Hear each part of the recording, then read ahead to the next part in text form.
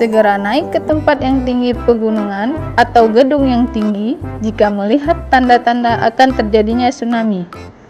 Beritahu orang-orang sekitar dan ajak serta ke tempat yang tinggi.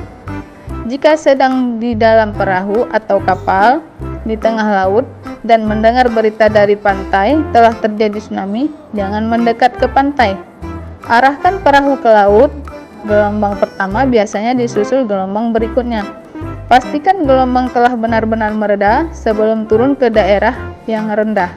Lakukan pertolongan pertama pada para korban. Kenali ancamannya, kurangi resikonya.